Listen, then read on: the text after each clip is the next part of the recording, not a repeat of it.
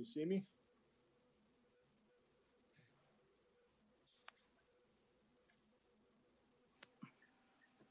I can see the mouse, Ed.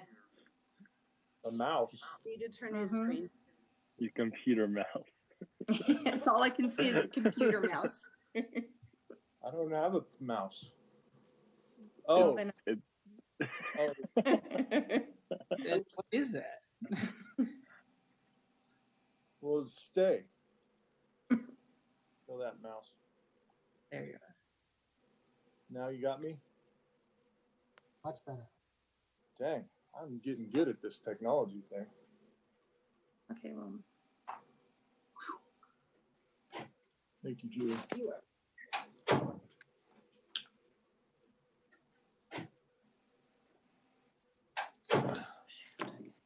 Well, welcome, Diane. thank you. And thank you all for your support. I greatly appreciate it. Are you guys seeing the gallery? Mine's not up yet. Nope, I'm not seeing it. The gallery view, Uh-huh. it's Yeah. because the 15-minute recess is still being shared. Oh, okay. Oh. Thank you. Of course. Well, Welcome to Diane. Thank you. Yes, welcome. Glad to have you with us. Thank you so much. We'll get you a virtual background that looks like ours for next meeting. oh, wow, we got that on there. fast. Yes.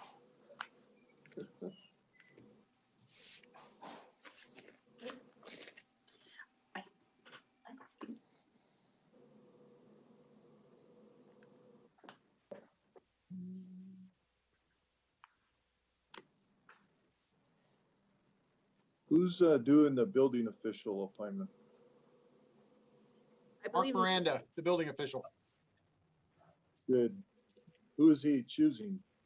Oh, I've got it in my in basket somewhere. Well, normally, well, on my computer at home, I can see who's presenting, so I don't know who all is doing what. Okay, off this. okay. And Neil, I don't see him on the meeting. Okay, then maybe Martini is gonna pinch hit for him. Okay. I'll call John. The building official is recommending reappointment of Brett McElhaney and Matthew Myers for the Building Code Board of Appeals. Get both of them, okay. All right.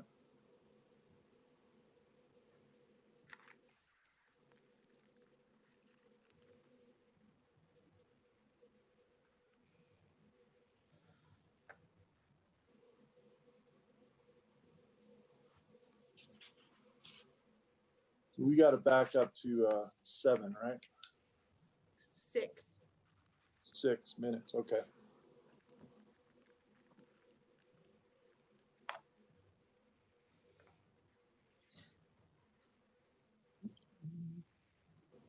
So I'm going to let you tell me when 15 minutes is, Lisa. Well, I think we are at 15 minutes and looks like we have everybody back. Mayor Lawson, Yes? John Martini is going to present 9.5. Okay.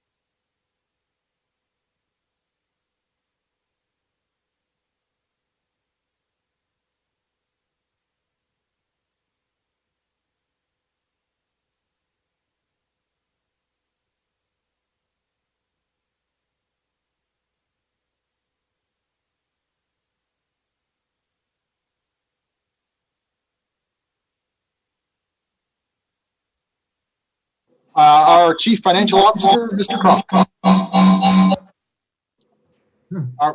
Our Chief Financial Officer, Mr. Kronk, is going to make this presentation. Right, sir. Yeah.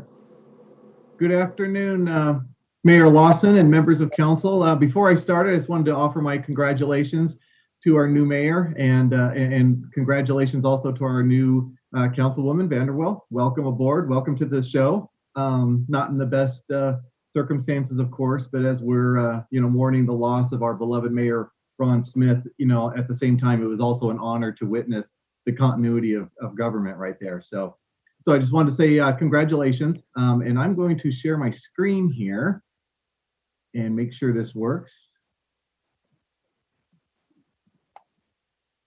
Okay, can you all see that okay? Yes, sir. Okay, so again, my name is Jeff Kronk and I'm your Chief Financial Officer. And I just wanted to give you a quick update, as I have been for the last several months. The first meeting of the month, I wanted to share just how we're progressing along in this COVID environment and kind of what our losses are and what our expectations are. So I'm going to keep my comments brief, but certainly if you have any questions, please interrupt me or stop me. But I only have about five slides I wanted to share today. This first one being a summary sheet, really this little bit of detail that we'll talk about here in the coming slides. But the expenses to date that we've incurred, and that's through August is our most latest report, is about $9.7 million. Our revenue, again, I'll break that down what that means, to date that we've lost is about $2.1 million for a total fiscal impact, and that's since March, being $11.8 million. So as we look forward, and just looking at our revenues, and again, I'll share this a little bit more detail, but our revenues projected for that 16-month period through fiscal 21, so through next year, we're looking at about $5 million. And I want to reserve a few comments on that because it's been quite an interesting difference that we've been seeing lately. So, but quickly, just on the expenses first, this is going to change every time I'm going to meet with you. But right now, we're looking at about 9.7 million of expenses that I've mentioned before that we've incurred through August. And that's broken down between citywide expenses that we've incurred individually, and then also regional expenses. And again, it's the regional expenses that will likely change the most as we go forward with this. The city expenses being nearly $8 million and the regional cost being 1.7 million. The large number that you see there in the city cost, about $7.9 million there, is our payroll expenses. And that's everything from, that's all inclusive. That's everything from the payroll of our employees who've been substantially dedicated to meeting the needs of this COVID, and also some of the mandated costs that we're required to pay related to the federal mandates and state mandates related to unemployment and sick leave and family medical leave and so on and so forth. Again, that's all related to COVID-19. On the regional expenses, these should look familiar to you. We've got regional incident management costs now that of about $600,000. But that number hasn't changed since last month I shared with you, and probably won't for a while because Washoe County is pursuing reimbursement through FEMA. So it's going to take us a little time to figure out how much FEMA is actually going to approve, and then we're going to use the CARES money to fund our 25% portion. Well, the city's portion of that 25% that FEMA does not pay. Those costs. So that is a little bit dependent upon FEMA's timeline, but I'm hopeful that that'll all get resolved by the end of this fall in time to use the CARES money. So we'll see how that plays out a little bit. Certainly a few things on here are on your agenda today, but it's things that you are well aware of. The food assistance that we're partnering with, delivering with Dignity. Also the rental assistance program that we're going to be partnering with the Reno Housing Authority. The delivering with Dignity, that's the full amount that we've allocated. If you recall the $100,000, that's the full amount. The rental assistance is on a 50% basis. So we have already cut them a check for $1 million and get them going on that, with the thinking that the next 50% will be submitted to them sometime before October 31st. Or sooner, depending on how that program plays out. Very similarly is the eviction mediation program, which is just getting underway with Imperium. And again, by contract, we started by sending them the first 50% of that money, or 42,500. The rest of the 50% of it will be submitted to them, again, in a similar case as that program is used. So all told, that comes up to 9.7 million. And we're really just kind of getting into this, starting this. If you recall, our full CARES Act allocation is what we're expecting all these expenses to be paid from. Our allocation was just under $19.2 million. And I'm happy to report that we've actually got the cash now. The state has submitted that money to us in its entirety. So, we've got the cash in hand. Now we're really ready to rock and roll and get these monies moving. So unless you had any questions, I was going to move on to the projected losses on the revenues and spend a little time on that, because honestly, it's a little bit interesting here.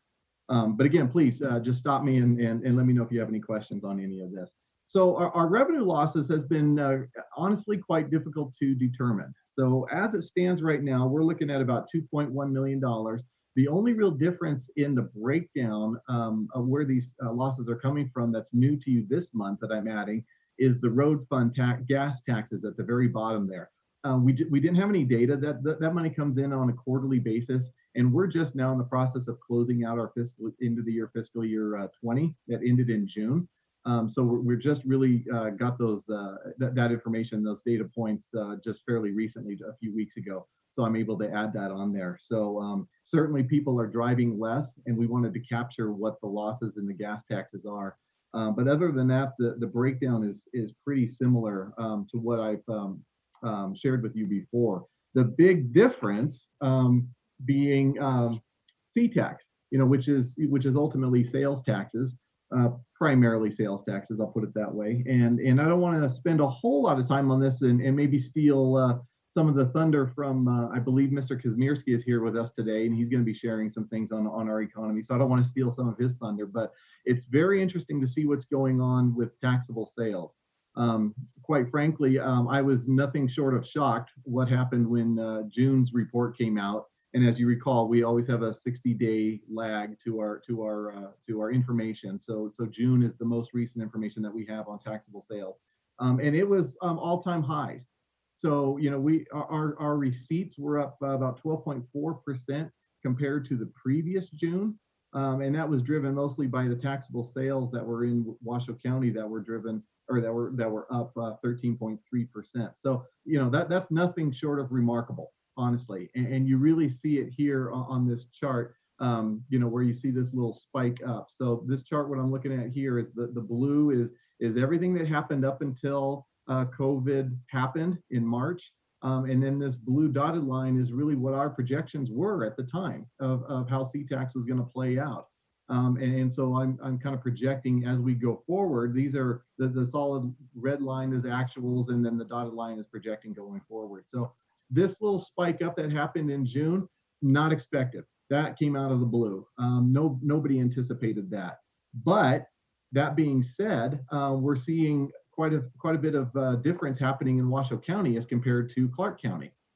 So for example, as I mentioned, our taxable sales were up 13% in Washoe County. They were down 13% in Clark County. So a big difference. Unemployment rate through August is about 8%, about 8.1%, if I remember right, in Washoe County. It's twice that in Clark County. The statewide total is about 14.2% in Clark County, right about 16%. So we're really seeing quite a difference happening up here in Washoe, and that's related to really the diversity of the economy that we've seen over the last 10 years coming out of the Great Recession. I still can't explain entirely that spike in June sales. That one I've been geeking out a little bit about it and trying to scratch my head.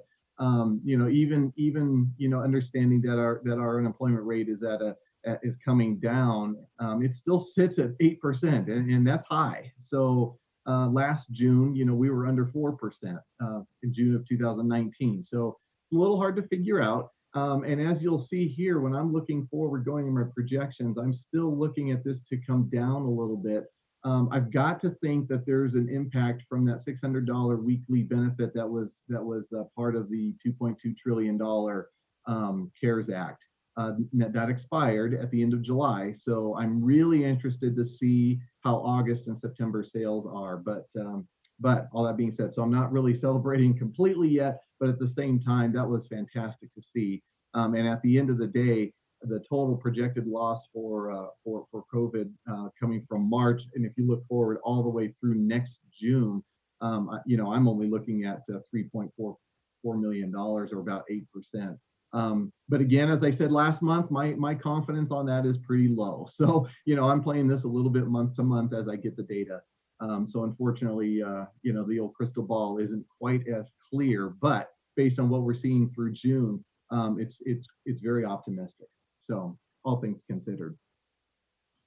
So unless there's any questions, I wanted to quickly just move on. I'm adding one slide, just probably this one time, really just wanted to provide you a snapshot, if you will, of where we ended our general fund for our fiscal 20. And I'm kind of calling this our soft close. It's before the audit happened, so these numbers might change as we work with our auditors and finish our own internal process of posting all our journal entries and so forth. But as we're looking right now after our soft close, if you will, I want to kind of guide your eyes a little bit to the yellow part here, which in a sense, essentially, our revenue was down compared to our estimates that we shared with you last spring. Our revenue was overall down about $1.5 million. But our expenses were also down by about $1.5 million. So at the end of the day, our ending fund balance is really within about $100,000 of what our expected fund balance was back when we expected in the spring. So as one of our biggest metrics, our fiscal policy number one is where our ending fund balance is. And if you recall, for fiscal 20, we had a budget of 6%. Before COVID, our expected landing spot, if you will, we were going to be at 9.6%. And that's as a percentage of expenditures, for those of you who may be new. But our actual came in right at what our expectations were at the end of the day after everything's said and done. So again, I just wanted to give that to you as a snapshot, something you can reference if you'd like. It's a very short and sweet little picture of how our general fund ended. And that is the end of my prepared comments, unless you had any questions. Questions from the council?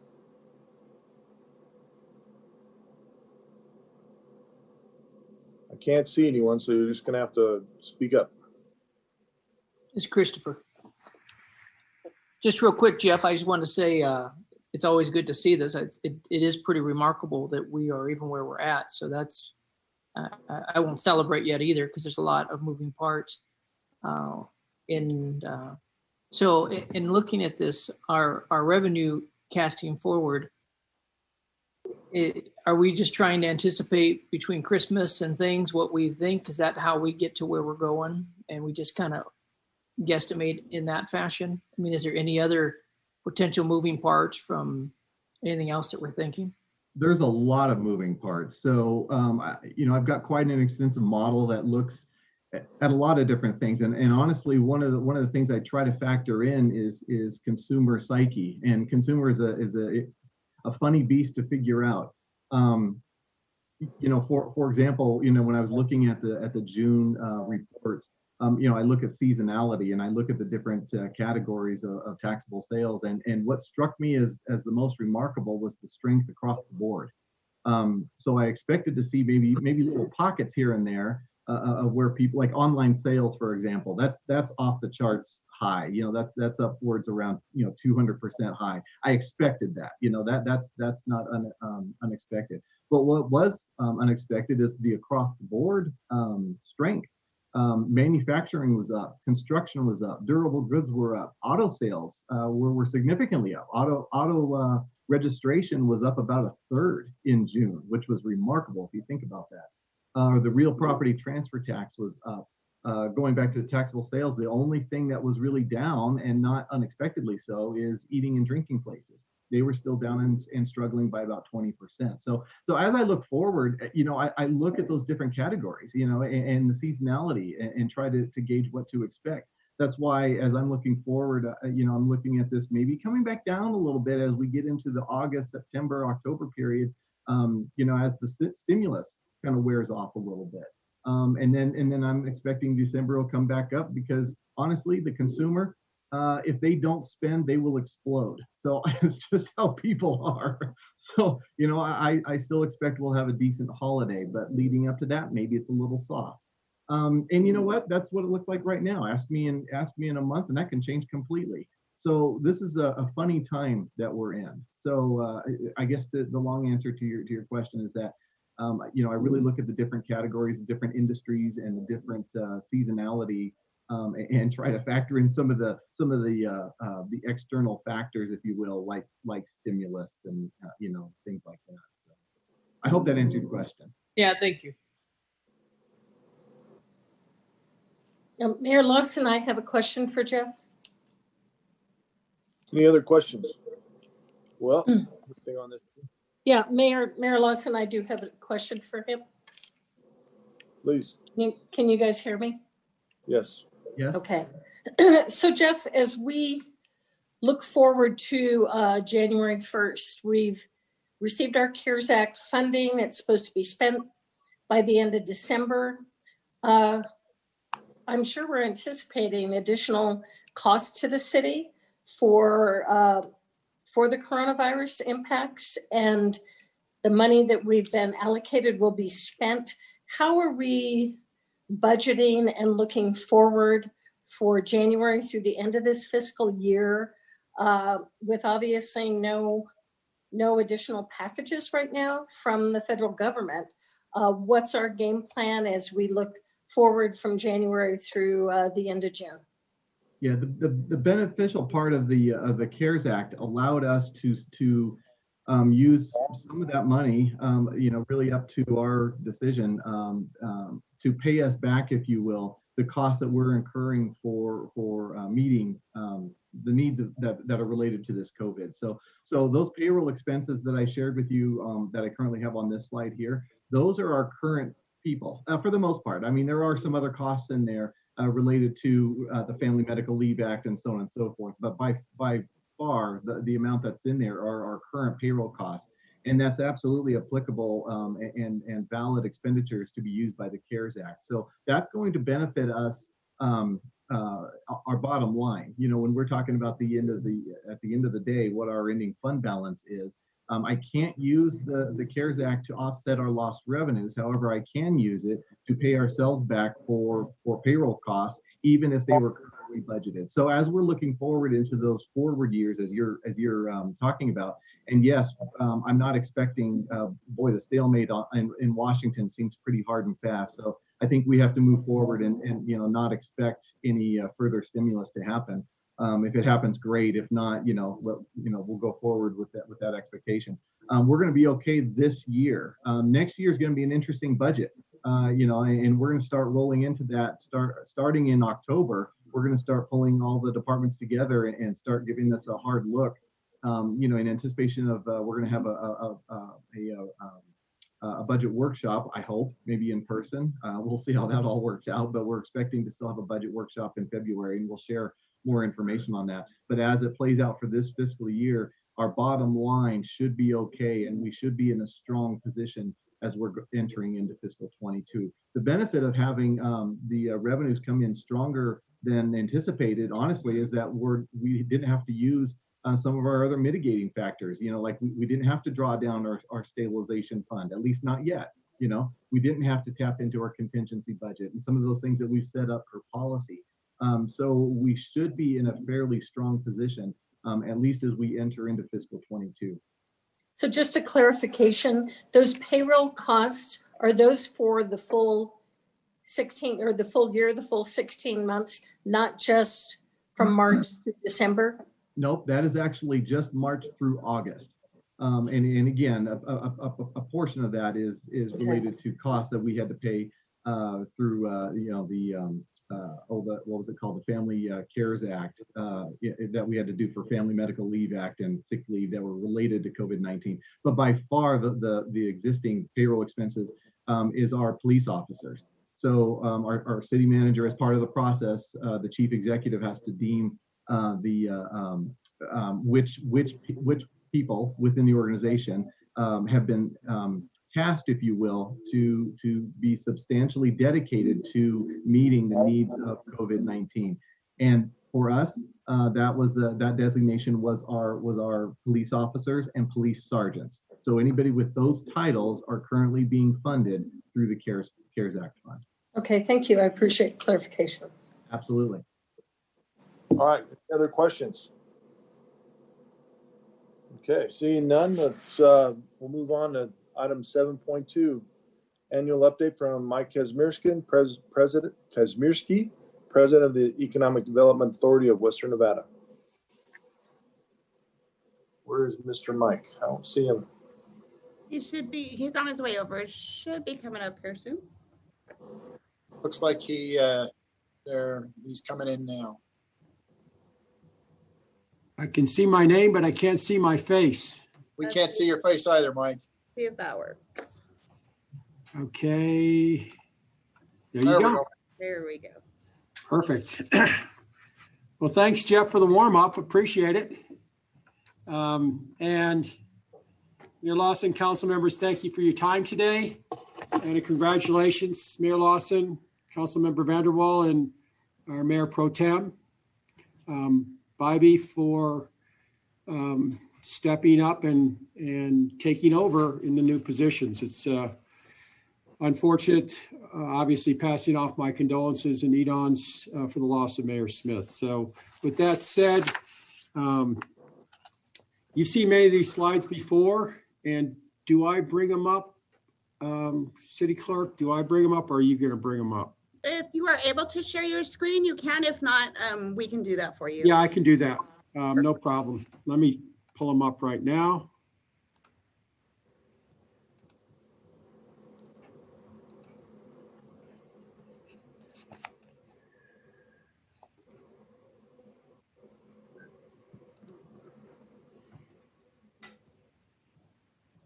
You got them? There we go. Perfect. Okay. You've seen many of these slides before, and just want to let you know I'm going to go through them quickly. If I go too fast, just raise your hand or shout at me and we'll slow things down a little bit. But I first want to start with a special thanks to Mayor and Council, and certainly Neil and the staff. They've been amazing partners with Edon over the past year, many years, and we can't do it without support and partnership like that. So I want to start with my thanks there. We all know what Edon is, but just a reminder, we are the only agency in the region actively working to attract quality jobs and talents in the region. And we're really the only community board with members from all the different entities in the community. So we're pretty excited by that. Ultimately a nonprofit. You've seen this stool before.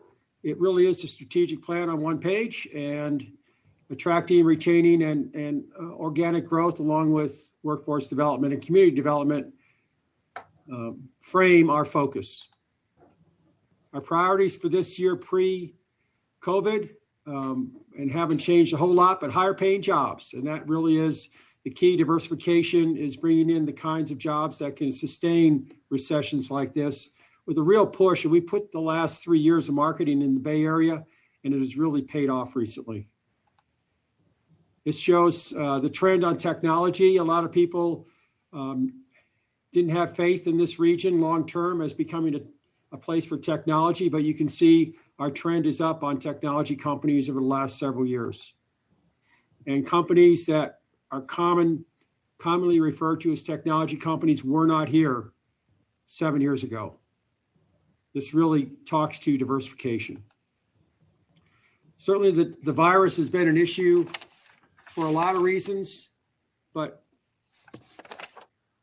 as Jeff mentioned, when you compare the trend, and really you want to compare us to Vegas, because up until where we started, diversification started to show a real change, which was about 5 years ago, we started to see our unemployment rate separate from what Vegas's was. And you can see the trend down, down, down, where Vegas continued to be higher, and then the big pop.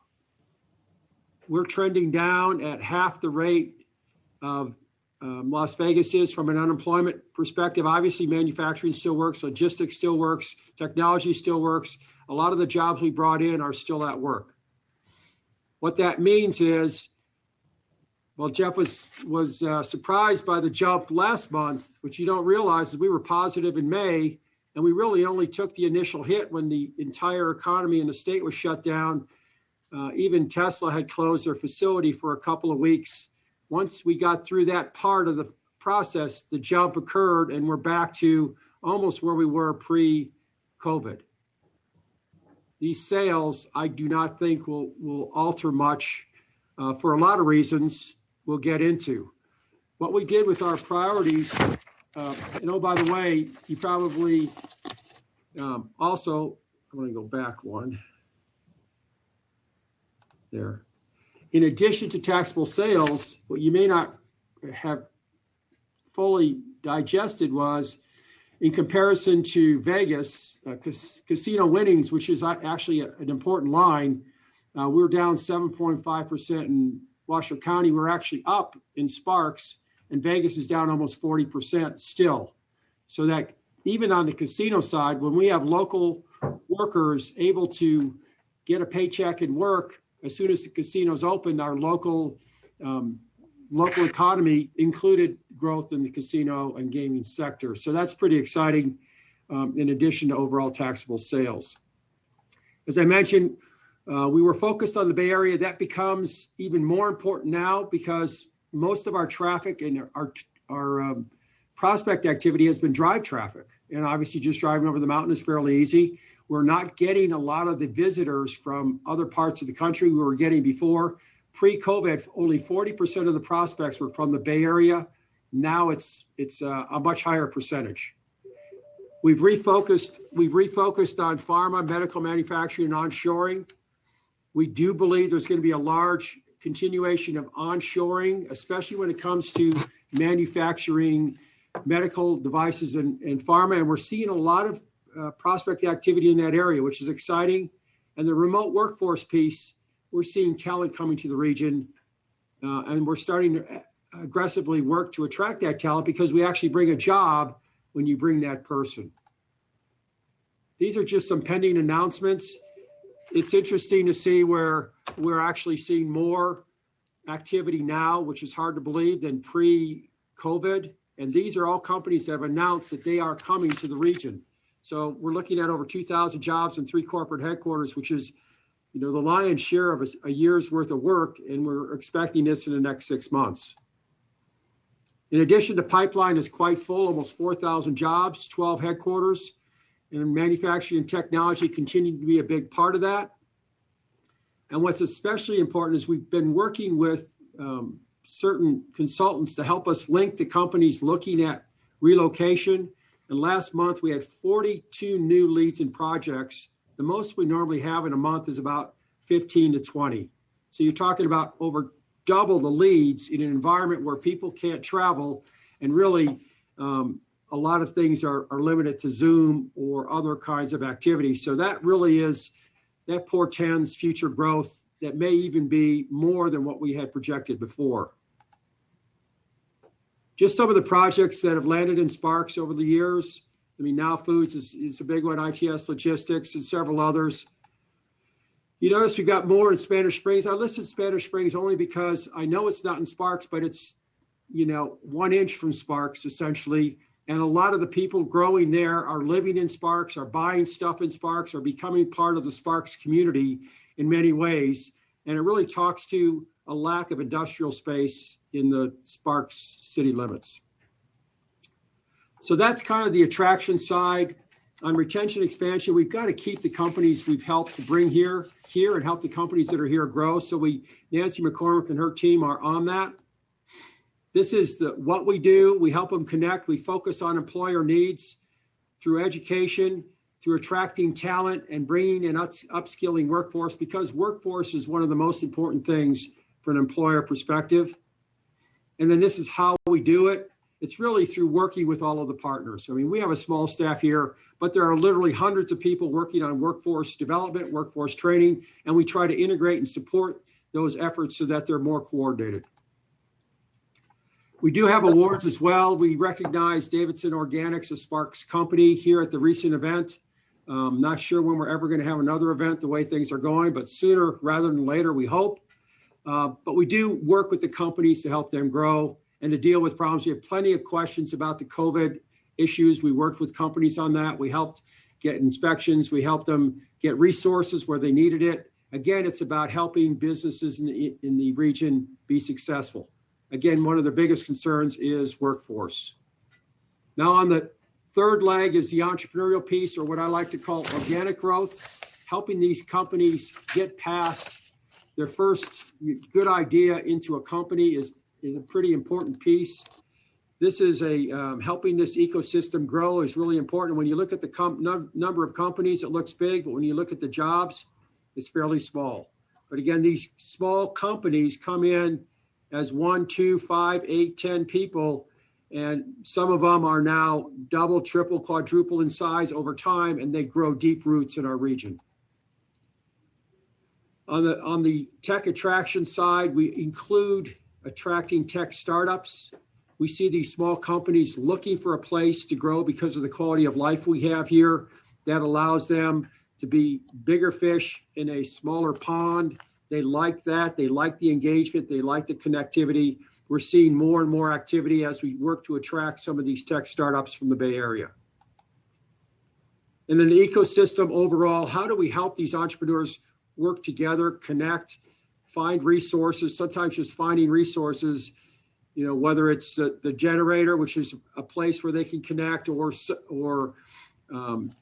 working with the university and some of their labs. There's a lot of things we help them do to be successful and grow here. And then ultimately they need money. We've got connections to a lot of the venture firms. We also have set up a Reno Seed Fund, which invests in some of these smaller companies that are in the region and help them grow. So attract, retain, and grow. We talked about workforce development. The last piece is community development. We certainly as a region have some challenges. You're all aware of these and many, many more. Probably housing, affordable housing is one we list as one of the top concerns. Just hitting the record housing price here this last week at $460,000, a little lower in Sparks, thankfully, but not low enough. I mean, someone that's just making $50,000, $60,000 a year cannot buy a house now. And so what do? They have to go into apartments. So you see where the multifamily is going now. This was pre-recession. You see where most of the people were living in housing, and we had some multifamily coming online. Now we're starting to have this green here are condos, condo living in townhouses, but the bulk of our new growth is in apartments because you can see where housing is. We're just not building enough housing, and the ones we're building are pretty darn expensive. So when it comes to housing and challenges in the region, land is a big deal, and that's why the lands bill is so important. It's something we have pushed on aggressively. We believe in strongly. We're part of the coalition. We try to engage wherever we can. We're helping this grow, but it solves a couple of problems. The first being land. Obviously, land in the area allows for land for industrial, which would be great for Sparks, and also housing, which then we could bring on more housing and keep the housing prices in check. But it also provides connectivity to the Gigafactory here and to some of our other growth areas north, Reno, so that you don't have to deal with the one main artery out of Spanish Springs and into the downtown area, which is very congested when traffic is heavy. So we think this is part of the long range plan, and the sooner we can get this done, the better. Some of the initiatives we've worked on, community initiatives, obviously working and leading the school infrastructure piece of WC1 was very important. Regional trails, we're about to roll out a regional trails plan, which we've worked on for 4 years. The Eddie House is something we worked on. That's a homeless youth training facility, up and running and really successful. And the regional lands bill we have very high on our priorities going forward. Just some of the things we've touched on. We appreciate the City of Sparks and your support. You've been an important partner with us through the entire process. Some of the other partners, Key, Now Foods, and Sierra Nevada Corporation, we work closely with. They've offered some comments in their participation with EDON. They certainly appreciate our efforts.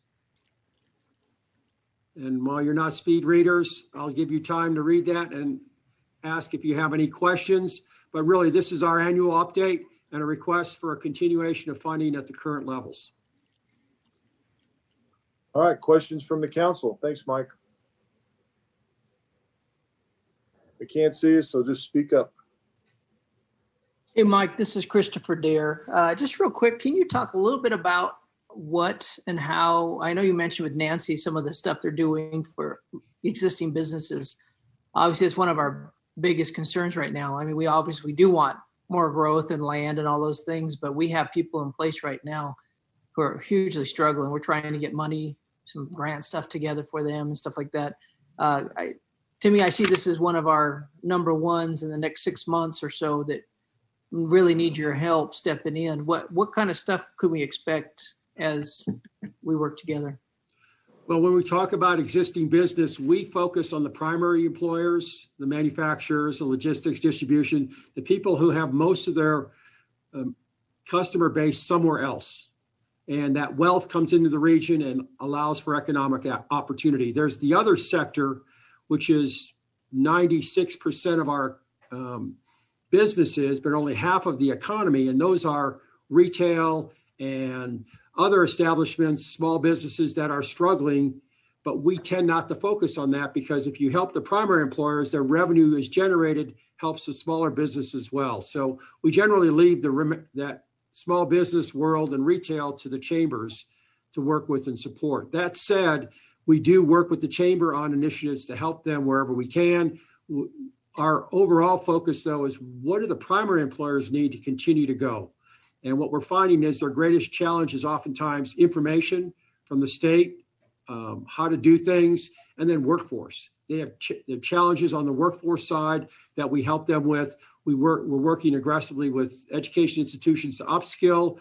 We're encouraging them. In fact, we're doing an audit now of all the manufacturers in the region to find out what do they need to do to accelerate their automation process because they're falling behind the rest of the world when it comes to automation because of the fourth industrial revolution, because of what's happening in investment and infrastructure. What do we do? And then what can we do to help their employees upskill so that they can get paid much more to do a different job with the same company? So those are really our focus areas, is how to accelerate and support the existing employer base from a primary employer perspective. Thank you. Yeah, Charlene. Hey, Mike, could you address, I know you touched on it briefly, but as we look at the effects of COVID and so many companies that are rethinking, not needing office space, working remotely, and you're hearing from a lot of your tech and other companies of people looking to move out of more expensive or tougher areas to raise your family. You're seeing that already, but as EDON's looking forward into this next year, what are your thoughts or expectations of what we may continue to see of some of that exodus and some of the work from home, which would be awesome for people to come here, but once again, we get down to our housing crunch. What are your crystal ball for the next year or so? Well, we are already seeing and fully expect it to continue, if not accelerate, and that is the influx of the remote workforce. If they're in the Bay Area now, which is where we're putting a lot of energy, they're seeing us as a viable option. They address us now as a emerging tech center, so they're more comfortable coming here than they were 5 years ago. And then clearly the quality of life is very attractive to them. So if they can come here, work from home, we're seeing that activity grow. In fact, I had one real estate agent tell me they sold 10 houses and 9 of the 10 were remote workforce relocations. So you clearly see that in the housing market. If they come here from California and they owned a house, buying a house here is fairly easy, fairly inexpensive in their world, not so in ours. So they're coming here and buying the houses that are on the market. The prices are actually getting bid up. At some point that will level out as California reopens. But in the meantime, we're going to continue with this surge of remote workforce. Now, when you started talking about office, The office space requirements are different or will likely be different because of the pandemic. So when we used to cram people in like sardines, and certainly in the Bay Area, that's more so than here. Social distancing will continue to be important going forward. So you may not have quite as many people in your office space, but you'll give them more room. So we don't expect a plunge in the demand for office. In fact, we're at record lows right now for both office and industrial from a vacancy rate perspective. So it may level, it may go up for a while, but we continue to see that growth. When you look at those companies coming in, 13 to 15 new headquarters, that's all office. And so we see more and more growth in our region from an office perspective. They may backfill some of the space, but in all honesty, the companies that are coming in here are looking for true Class A, and we don't have a lot of that. So when we start to bring some of that online, I think you'll see that fill up pretty quickly. Thank you. Anybody else? I have a quick one, Ed. Yes. Grab Hey, it. Mike, just on the PowerPoint, all those prior Sparks businesses were from the beginning of EDOM, correct? Last 6 years. Okay. Cool. That's all I needed. Thank you. Okay. All right. Well, if there's no other questions, thank you, Mike. Appreciate it as always. It's good to hear Thank you, from Mayor you. Lawson, and congratulations again. It's a bittersweet, but thank you. We will be talking about the land spill in the coming months here. Yes. All right, let's move on then to item 8, consent items. Anyone wishing to pull a consent item or looking for a motion? Anybody? Move Mr. Bear. to approve consent items 8.1 and 8.2. I second. Okay, we got a motion from Mr. Anderson, a second by Mr. Dare. All those in favor signify by saying aye. Aye. Motion carries unanimously. All right, moving on to 9.5, consideration, discussion, and possible approval of the mayor's recommendation to the Civil Service Commission for a 3-year term ending in 6/30/23 from the following pool of applicants: Jeffrey Heron and Justin Shore. I spoke to both of these gentlemen, and I think Mr. Shore edged out Mr. Heron, so that's who I'm recommending.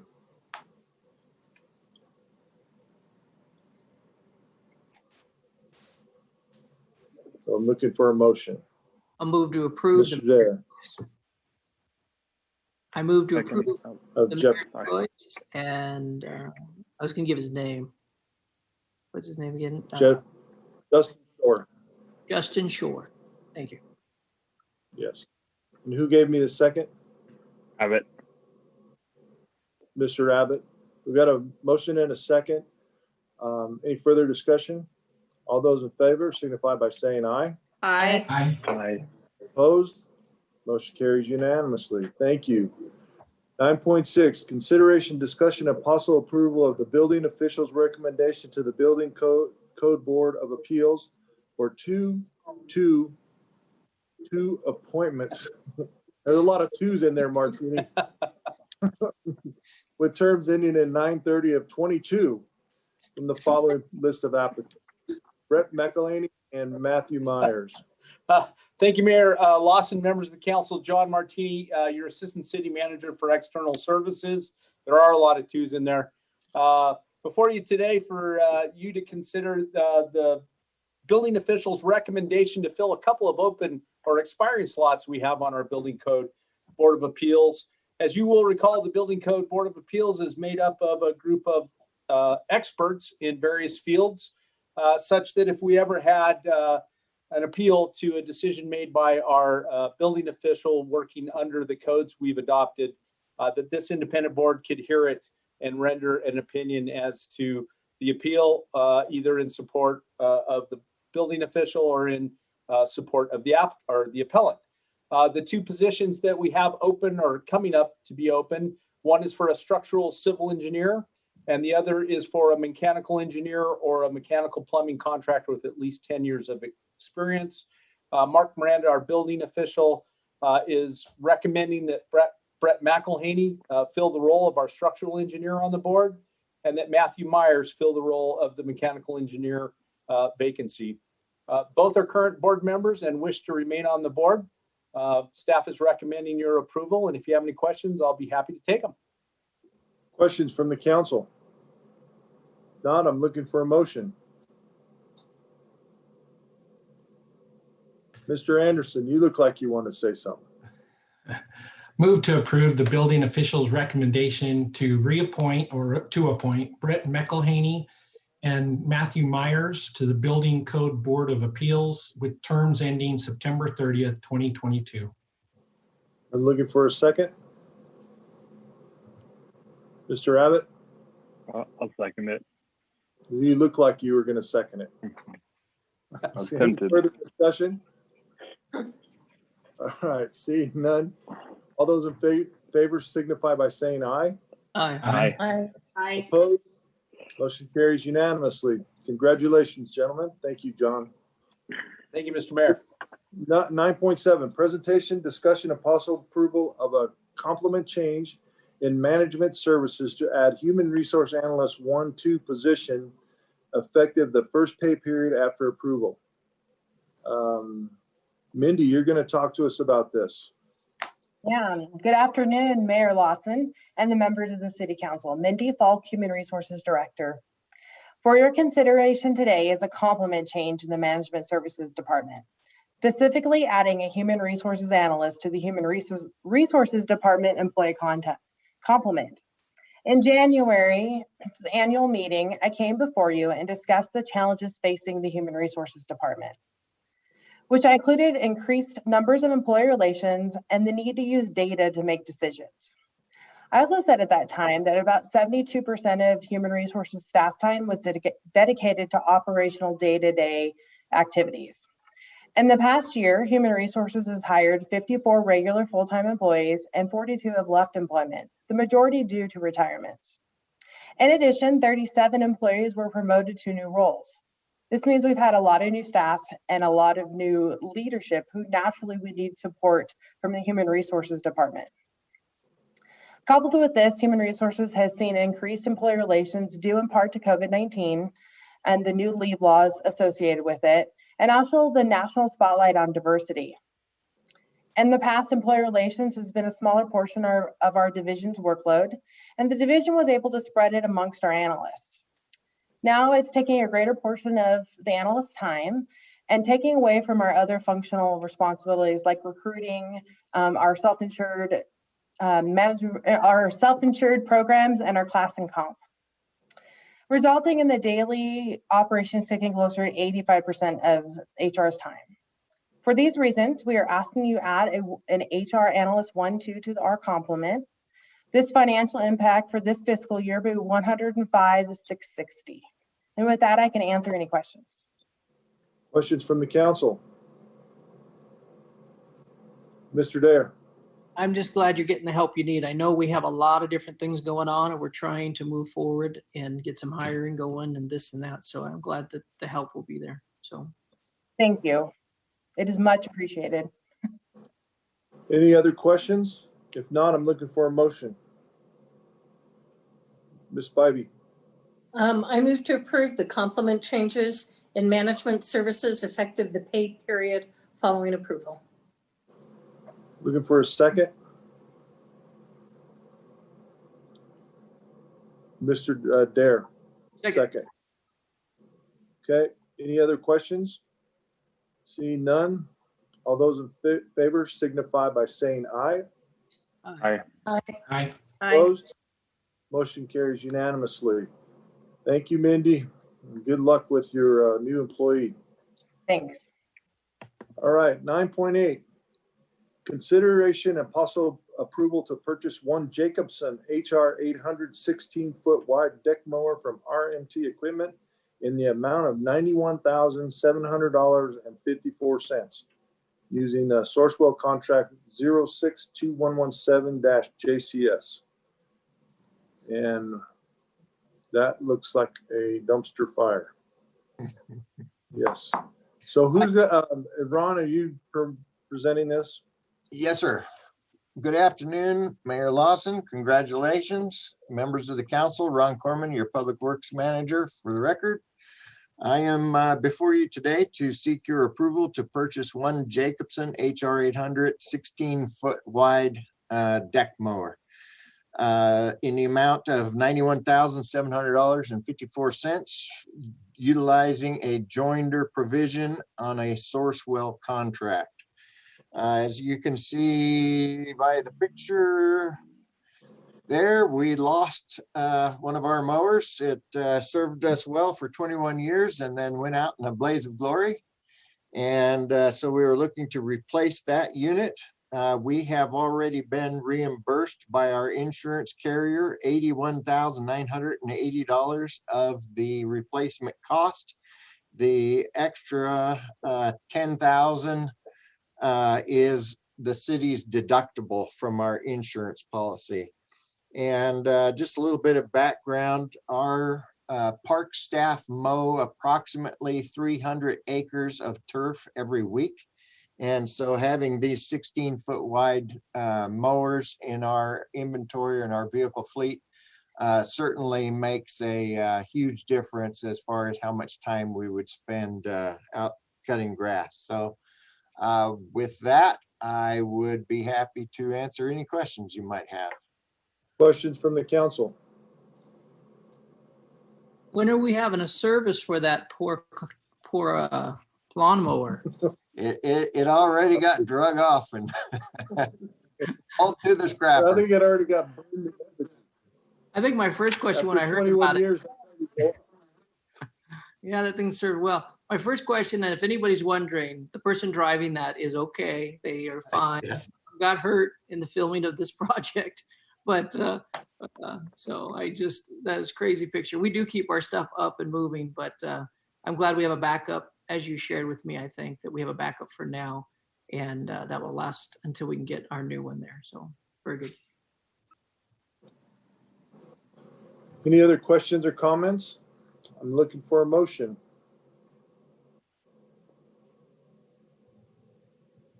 Mr. Dare? You got to unmute yourself. I'm working on it. You know, it's hard to go from here and then also get down to the thing. So I'm ready to read. I move to approve the purchase of one Jacobson HR 800 16-foot wide deck mower in the amount of $91,700.54. Looking for a second? I'll second that. Mr. Anderson? Okay. Any further questions, discussion? All right. Seeing none, all those in favor signify by saying aye. Aye. Aye. Yes, I don't vote, so I my first faux pas as mayor. Sorry about that. Okay, motion carries unanimously. Thank you. Consideration, discussion, and possible approval of 9.9 of an addendum to the agreement for the concessions at the Sparks Marina Park with Goldwyn Hewitt Enterprises, Inc.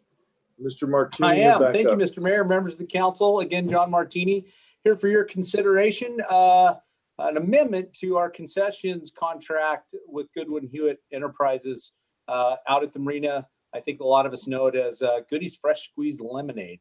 As you are all painfully aware, this has been kind of a rough year. At our marina, we've not been able to have the swim beach open for the kids all summer long, and we have done no special events. I was contacted by our concessionaire, Cheryl Hewitt. She's had a difficult year. She's been able to keep it open throughout the summer, but her revenues are substantially decreased when we compare it to last year or the year before. And so similar to what we did with the concession agreement for Reds out at Golden Eagle Park, this amendment would it will not effectuate, it will, if you approve it, her concession lease rate would be cut by 50% through the remainder of this year. It just due to timing, Goody's will be closing here pretty quickly. But the amendment to the agreement for any payments that she's made, those can be used as a credit to next year. the city's enjoyed a fairly long relationship with Goodies. And talking to Cheryl, she's really looking forward to considering continuing that relationship and is really looking forward to a more normal year next year. So with that, Mr. Mayor, I'm available to answer any questions you may have. Questions from the council? Okay, I'm looking for a motion. Mr. Anderson. Yeah, before I make a motion, just want to say that I appreciate, John, that you guys are working with them and trying to help them out. It is a rough time, and as we've discussed, there are some businesses saying they just don't know how they can make it, and whatever we can do to help some of these, we appreciate. So with that, I'll go ahead and make a motion. Move to approve the addendum to the agreement for concessions of Sparks Marina Park with Goodwin Hewitt Enterprises Incorporated. Okay, looking for a second. I'll second Abbott. Abbott is second. Any further discussion? All those in favor signify by saying aye. Aye. Aye. Opposed? Motion carries unanimously. Thank you. Consideration possible ratification.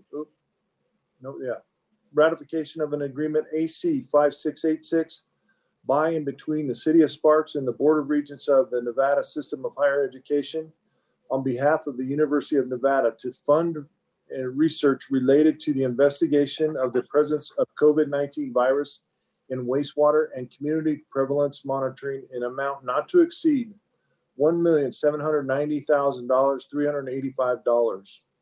And is Casey gonna present this or John? You get me again, Mr. Mayor.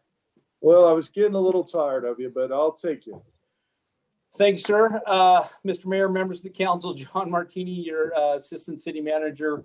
I think you guys have heard me talk about this one ad nauseum, so I will quickly cover some background and get to the appropriateness of your consideration for ratification today. When COVID broke out, we all started hearing about environmental surveillance of wastewater kind of popping up across the globe, actually. We reached out to since we are an affiliate of the Nevada Water Innovations Institute, we reached out to UNR to ask them if this is something we could do here locally for our community. We talked to Dr. Krishna Pagila, who heads up ENWI, and he was able to get us a scope of work fairly quickly and start really helping us understand what this kind of environmental surveillance of wastewater could do for us. In a nutshell, and fortuitously, we started taking samples of wastewater back in late March and early April at Tumworth, and we've had those frozen ever since. They're preserved for testing. The wastewater will be tested and investigated for the presence of a marker that is unique to this virus. From that data, the other researchers up at UNR will be able to build a model for our community that will help us gauge how prevalent the virus is inside of our population. This will be very handy for a couple of reasons. One, since we're about to enter into our kind of normal cough and flu and cold season, we can look to see if the rate of infection goes up through the wastewater testing. And what's good about that is our bodies shed the marker for the virus about 14 days before we may start showing signs and seek medical attention or what I call physical testing for the virus. So that's kind of a canary in the coal mine. We'll be a little bit ahead of it. So we'd be able to say, hey, the data in the wastewater is showing that we're on the rise, or vice versa. We may see it start to fall, which would be good news. And that will also help us in looking at the data and thinking about how to get more businesses open. Could help us shape how to get back towards what we'll call a normal life, if there is going to be one after this pandemic.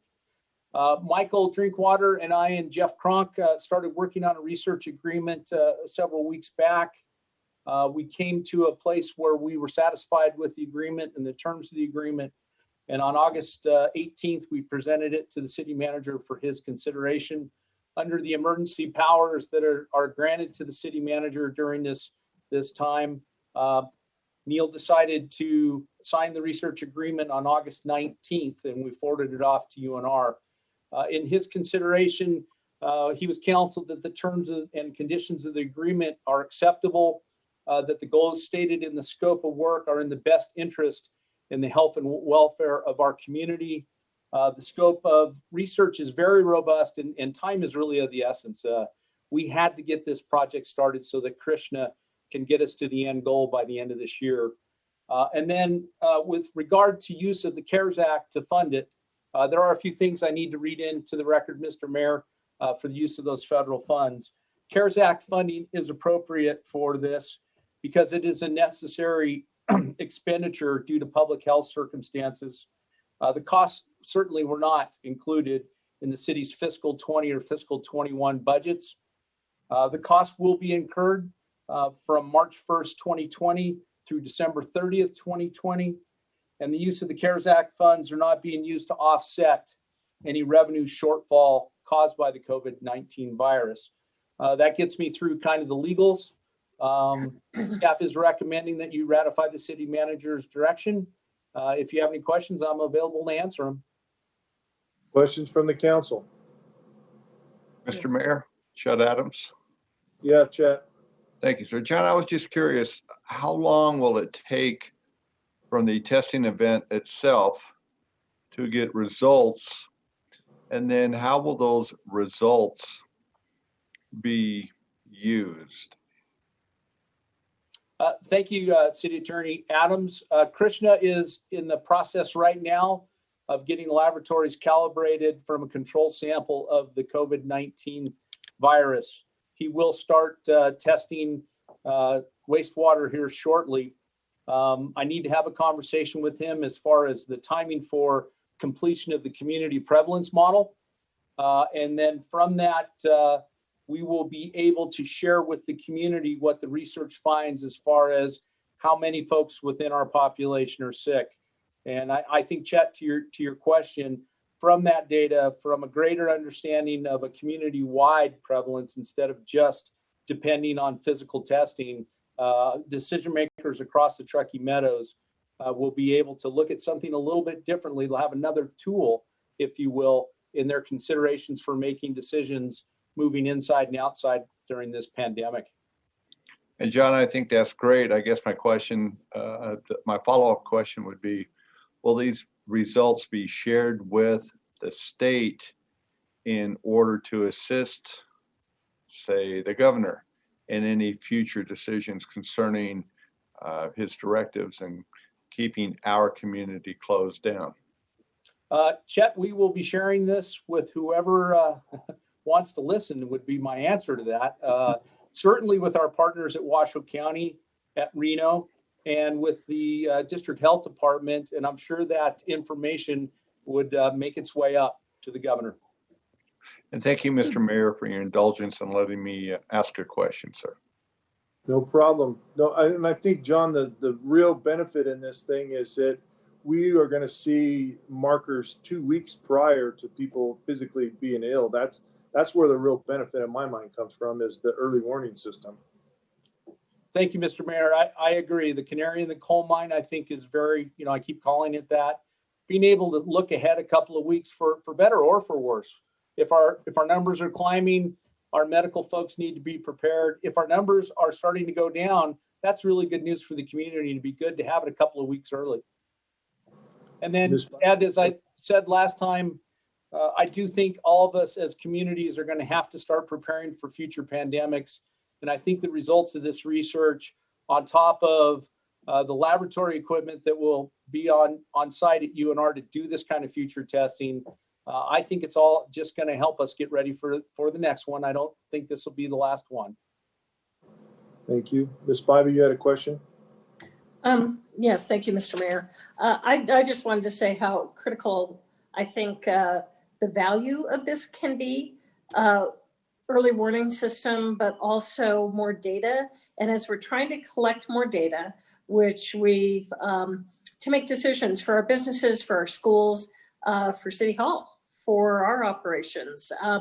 The the more data we have, the better we can make decisions to keep people safe, to know, like you said, whether the numbers are higher or lower. It gives us valuable information to help us make decisions across the board in our region and in our state and really in the country. And I know that they're doing this kind of testing in other parts of the country. They're finding it as just one more tool in the toolkit that we can look at, along with Truckee Meadow Regional Planning Agency and the meter, the risk meter that they have.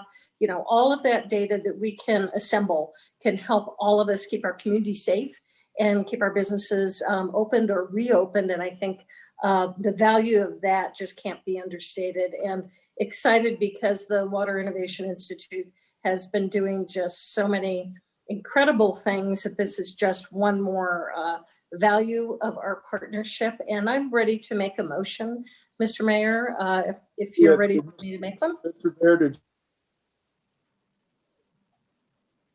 you have a question? Christopher? You're muted, Christopher. You gotta unmute yourself. I'm going after Donald's. Okay. I did some reading on this a little bit, just we were doing some interviews, and it's amazing. If you go on, I got to read a whole article how Arizona State University used this, and it quickly gave them some pointers to go to. And it's just important to any of our constituents to look and make sure they see. And I think Charlene hinted toward it, is this isn't a trial run that we're just trying to experiment on something, see if it works. We know this works. We have studies behind this. It's across in different states, and it's actually in different countries as well who are using this. It's really exciting to have some of that accountability to some of the stats, because we know that a lot of people have questions about stats here and there, and they can be used in many ways. But when it comes to this particular thing, they are what they are. So it takes some of the human element out. So it is very exciting. So let that be said, but it's been used and it's great. Okay, Mr. Kreutz. Thank you, Mayor Lawson. I want to follow up on a couple of things that Assistant Manager Martini said. And the first is really related to the speed at which we're trying to get this done so that we can comply with the requirements under which we can spend these CARES Act dollars essentially before December 30th. In the name of speed, yes, we are moving forward on behalf of our entire community. And it was on that basis that I was willing to sign that $1.8 million contract. That did not come in a vacuum. We shared that information with our partners, both at Reno and Washoe County. And very much like we're talking about on the homeless front, where we have a verbal agreement at this point in time, I have the same kind of verbal agreement from Reno and Washoe County to carry part of this expenditure as well. So while this $1.8 million will come out of our pocket, so to speak, it is buying us credit, if you will, on some of the other regional expenses like homelessness, so that it will all come out in the wash. You know, we're all getting CARES money. I do want to take a small tangent here for a second and point out that of the 29 entities that the state granted CARES Act dollars to through this process, we are the third to get our 100% of the allotment delivered to us. So we're on the ball, and Jeff and his staff are to be congratulated for that. But end of tangent. I signed this $1.8 million contract here, seeking your ratification, and our partners are going to help make us whole on the backside with some other regional expenses. Thank you. Any other questions? If not, Ms. Spivey, we're ready for a motion. Okay. I move to ratify the agreement AC 5686 by and between the City of Sparks and the Board of Regents of the Nevada System of Higher Education on behalf of the University of Nevada, Reno, to fund research related to the presence of the COVID-19 virus in wastewater and community prevalence monitoring in an amount not to exceed $1,790,385.00. End of motion. I'm looking for a second. I'll second Abbott. Second by Mr. Abbott. Any further discussion? Seeing none, all those in favor signify by saying aye. Aye. Aye. Opposed? Motion carries unanimously. Thank you, John. Thank you, Neil. This is going to be a great program and a way to really help our community out. 9.11, consideration and possible ratification of an agreement AC 5687 for a grant award from the City of Sparks to the Moonridge Foundation for the Delivering with Dignity Reno Sparks program in the amount of $100,000. Is John again or Neil? You get me again, Mr. Mayor. We'll take you all day long. All right, bud. well, I'll sort of be here all day long, so thank you. Again, for the record, John Martini, your Assistant City Manager for External Services. As you read into the title, this is again a ratification of a grant award, actually this time, that the city manager did just a few weeks ago. The Delivering with Dignity program is pretty neat. I think it's an innovative program being done through the United Way of Northern Nevada. The Moonridge Foundation that we actually granted the award to is handling their grants work. The program in a nutshell will provide our $100,000 grant will provide about 15,000 meals to people in our community who have been affected by the COVID virus. And those meals are being created at a local caterer here in Sparks. So it will also help to preserve 4 jobs here in Sparks's economy. I worked with the Moonridge Foundation. Jeff Kronk and I reviewed the terms of the grant award. We found them acceptable. We presented them to the city manager for his consideration. And on August 26th, Neil did authorize the grant award. In considering the grant award, Neil was, excuse me, Jeff and I let Neil know that the terms and conditions of the grant were acceptable. The goals of this program certainly are needed services in this time and are in the best interest of our community. The services are needed now, so time again was of the essence. And then again, for the record, the use of the CARES Act money is appropriate because this is a necessary expenditure due to the public health emergency. The costs were certainly not accounted for in our fiscal 20 or fiscal 21 budgets. The cost will be incurred between March 1st of 2020 and December 30th of this year. And the use of CARES Act funds are not being used to offset any revenue shortfall within the city. With that, I think, Lisa, did Michael Brazier join us from the United Way?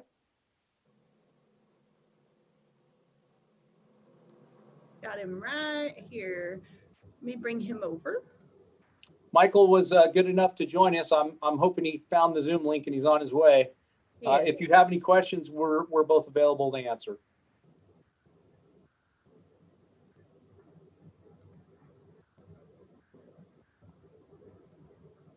I think I see Michael coming now.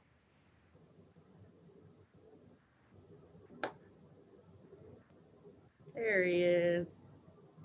All right, questions from the council for either Martini or Miss Michael. I didn't catch his last name. Last name is Brazier. Brazier, thank you, sir. Questions? Just a real quick statement, if I can. Donald. Yeah, it's so awesome that we are partnering up with this, and even more awesome that we found a Sparks catering company to make sure we get some support too.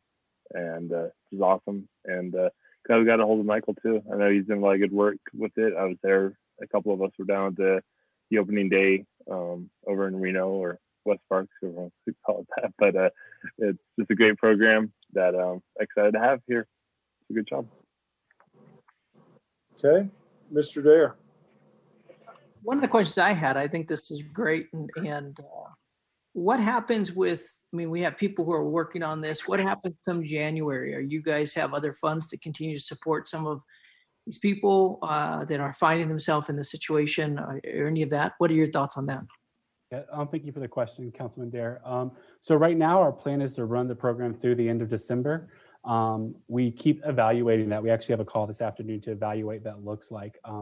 The program is designed to be a program of last resort for those clients, right? So most of the clients are being referred by over 20 nonprofit agencies that are case managing them. So they're looking for other food resources for them so that they're not dependent on this program. But that is more to continue of what this program looks like. It was born obviously in the need of COVID-19 at the hands of our great Lieutenant Governor Kate Marshall. kind of spearheaded it here. And so we're looking at what that looks like post-December. Thank you. Any other questions? Mr. Anderson? Yeah, actually, I didn't have a question. Just want to make a comment and just say how awesome this is that we're able to help, serving 15,000 meals to local individuals here. And as Councilman Abbott said, the fact that we're able to assist a Sparks business at the same time, that too is exciting. Hopefully things will continue to improve and we won't have to be talking about these kind of things to this extent come December, January, but thank you for what you guys are doing. Mr. Dare. Murray, make a motion if you'd like me to, sir. If there are no further questions, please go ahead. I move to ratify agreement AC 5687 for a grant award from the City of Sparks to the Moon Ridge Foundation for the Delivering with Dignity Reno Sparks program in the amount of $100,000. Looking for a second? I'll second it, Abbott. Second by Mr. Abbott. Any further discussion? All those in favor signify by saying aye. Aye. Aye. Opposed? Motion carries unanimously.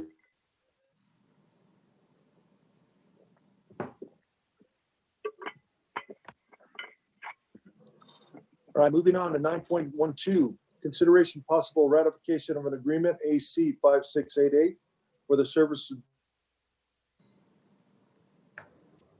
between Imperium Consulting LLC and the City of Sparks Division of Renter Mediation Services to renters and/or landlords in the City of Sparks in the amount up to but not to exceed $85,000. Mr. Martini. Thank you, Mr. Mayor, members of the council. Yeah, I'm still here. Before you again is another ratification. This one is with Imperium. This is for landlord renter mediation, as the mayor said in the title. Certainly, with evictions suspended at least for a little while longer, it's very timely to bring this kind of service forward through Imperium. As you guys know, evictions need to be done through the courts, and a mediation program that can get the landlords together with their tenants and try and find common ground and a way to get things done is certainly much more efficient and likely a lot cheaper than it would be through our court system. This is a contract for $85,000.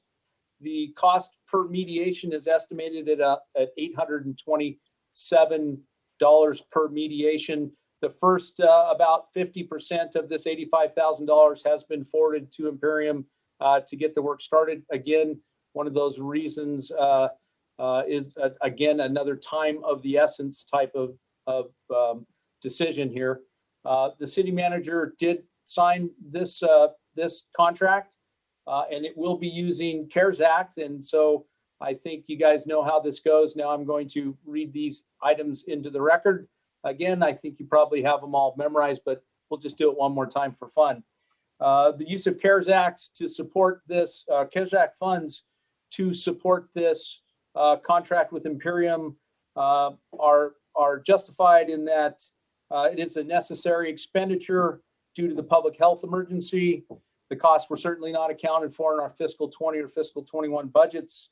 The costs will be incurred between the period of March 1st of this year and December 30th of this year.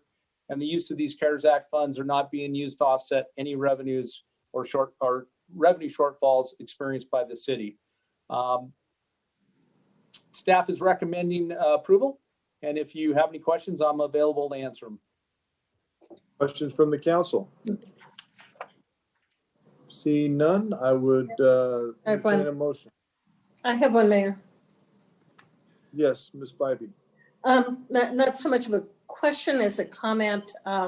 I just think that this is one more tool that we have as we're looking at helping our residents and our businesses in light of the coronavirus and its impacts on people's lives, on keeping them housed, because obviously we don't want people out on the streets, and also helping these landlords who own properties. How this mediation will be one more tool. We have rental assistance, but this tool, and I met with T-Tran, whose company is Imperium Consulting, and was very impressed with her knowledge is vast of this type of program having a necessity in everyday world of renter and landlord relations, but really the heightened need for it because of coronavirus gives us an opportunity to help people learn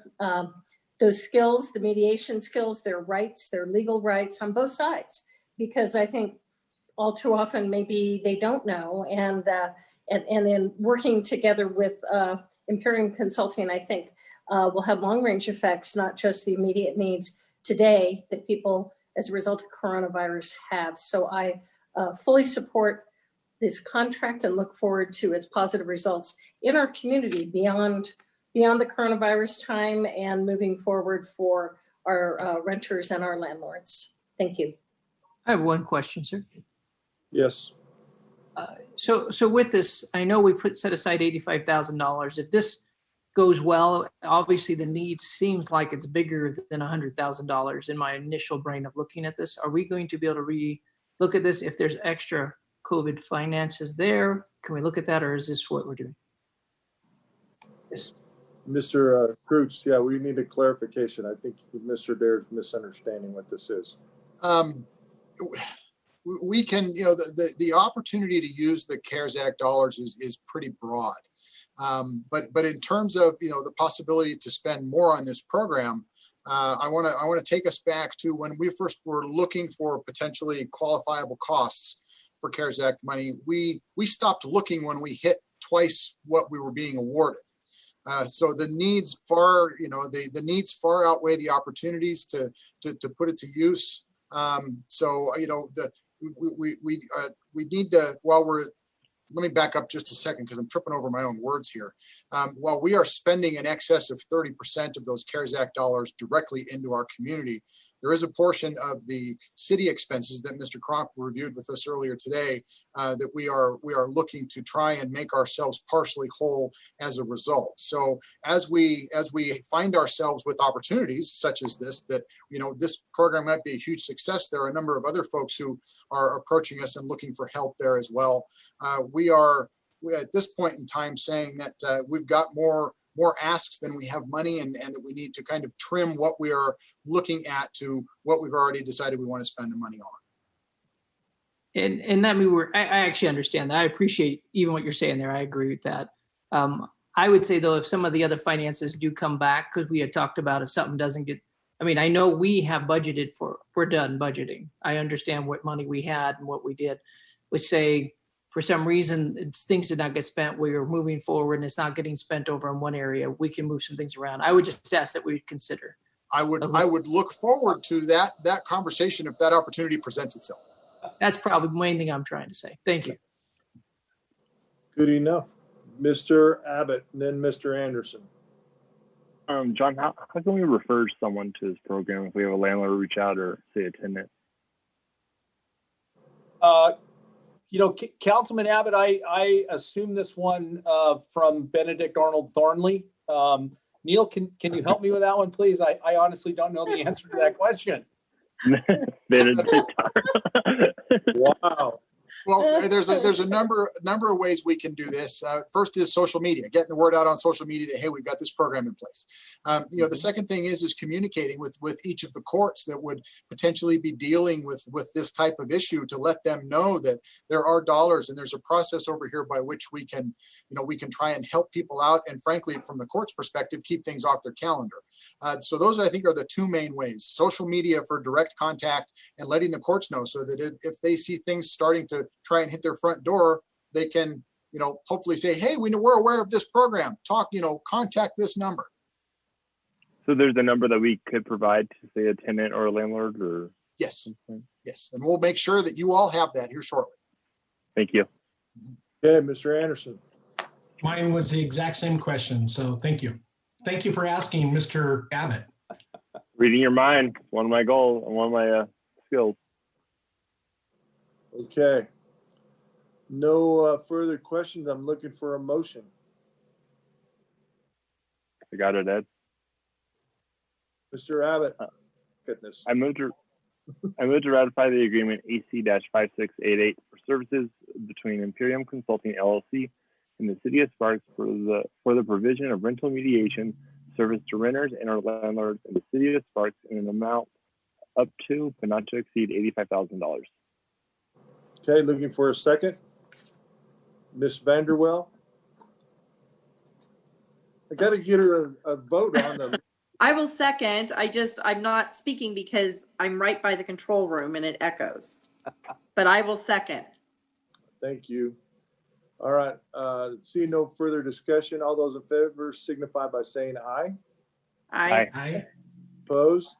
Motion carries unanimously. Thank you. 9.13, consideration of and possible action on a request to amend the tentative map for Pioneer Meadows Village 6, TM 08001, to add 10 lots, increasing the number of lots from 183 to 193 on a site approximately 44.69 acres in size, located in the PD Plan Development Pioneer Meadows zoning district, and located at 7,000 Rolling Meadows Drive, Sparks, Nevada.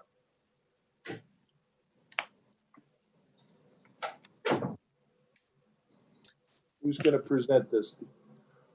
Doctor. Thank you, Mr. Mayor, members of the council. I wanted to take an opportunity to give Mr. Martini a little break. So get my screen situated here. It just takes 1 second. All right. So again, Jonathan Cummins, planner. This is a request to amend the tentative map for Village 6 of the Pioneer Meadows Plan Development. Pioneer Meadows is outlined in purple in this image. Just north of Vista Boulevard, as Vista starts to head eastward toward Golden Eagle.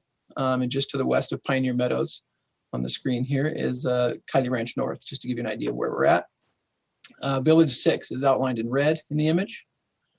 And that's the site in question in today's proposal. So a quick background, the original tentative map for Village 6 was approved in 2008. It's since remained active through the recordation of 4 final maps since that original approval. The Pioneer Meadows Plan Development Handbook was amended in 2019, just to bring land uses and residential unit counts into conformance with the comprehensive plan.